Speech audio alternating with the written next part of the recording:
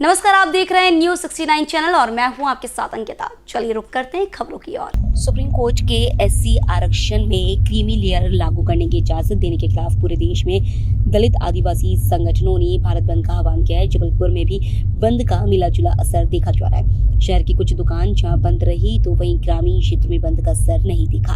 हालांकि बंद में कांग्रेस ने भी समर्थन दिया। जबलपुर में कांग्रेस पार्टी के कार्यकर्ता अम्बेडकर चौक पहुंचे, जहां उन्होंने बाबा साहेब अम्बेडकर की प्रतिमा पर माल्यार्पण करने के बाद एक विशाल रैली निकाली। कांग्रेस की यह रैली अम्बेडकर चौक से मालवीय चौक तक पहुंची। इस दौरान बीच में जो भी दुकान खुली देख उन्हें बंद करने का आह्वान किया। गोंडवाना गणतंत्र पार्टी के कार्यकर्ता दोपहर को शहीद शंकर शाह रघुनाथ शाह की प्रतिमा स्थल पहुंचे, जहां उन्होंने माल्य अर्पण करने के बाद शांतिपूर्ण धरना दिया। गोंडवाना गणतंत्र पार्टी के संभागीय अध्यक्ष किशोरी लाल मरावी ने कहा कि संविधान के निर्माता बाबा साहेब अम्बेडकर ने हम लोगों को संविधान में जो सहूलियत दी थी उसे अब हम खत्म करने की कोशिश की जा रही है।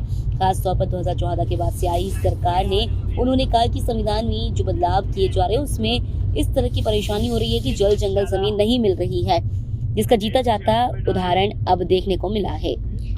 जबलपुर से न्यूज़ 69 के लिए वाजिद खान की रिपोर्ट। भारत बंद किस लिए है और क्या? देखिए, इस देश की सरकार जब से भारतीय जनता पार्टी के हाथों में आई है वे इस देश में आरक्षण समाप्त करना चाहते हैं, वे इस देश में संविधान समाप्त करना चाहते हैं।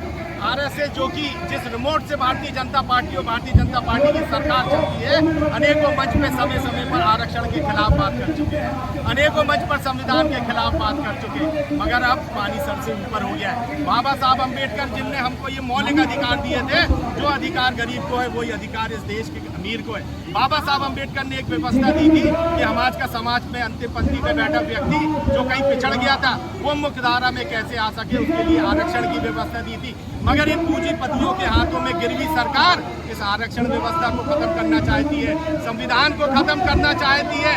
और तो और आपने देखा कि इस देश के माननीय न्यायालय के जजेस जब रिटायर हो जाते हैं तो उस भारतीय जनता पार्टी की सरकार के राज्यसभा सदस्य बन जाते हैं, लोकसभा सदस्य बन जाते हैं।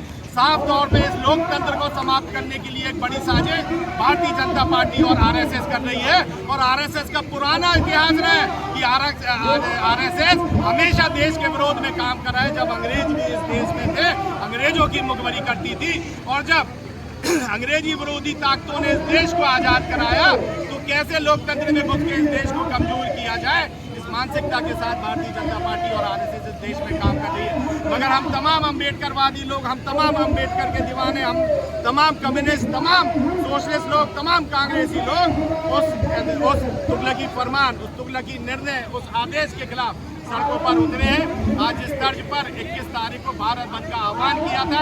हम तमाम अम्बेडकरवादी लोग, कांग्रेस के साथी लोग यहाँ पर सड़कों पर उतर के सुबह से भ्रमण करके और जबलपुर बंद कराने का काम कर रहे हैं। सुप्रीम कोर्ट ने ऐसा क्या देखिए, जिस तरीके से सब क्लॉज का आदेश दिया है, क्रीमी लेयर का जो आदेश दिया, उसमें वर्गीकरण का जो आदेश दिया है, इस बात का हम लोग विरोध करते हैं। इस बात के हम लोग पक्ष में नहीं है। आरक्षण व्यवस्था जो पहले से लागू है उस व्यवस्था के तहत आरक्षण निरंतर लागू रहे, सरकारी नौकरियों में भी लागू रहे, शैक्षणिक संस्थाओं में भी लागू रहे।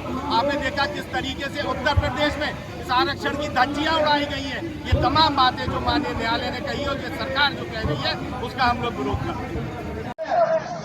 आरक्षण के वर्गीकरण के खिलाफ सुप्रीम कोर्ट ने जो निर्णय लिया है उसको लेके आज समस्त अनुसूचित जाति जनजाति संगठन के लोगों के द्वारा जबलपुर के साथ साथ पूरे भारत को बंद करने का आह्वान किया गया है, क्योंकि ये नियम गलत नियम है और इसको लागू करने का अधिकार केंद्र सरकार को है।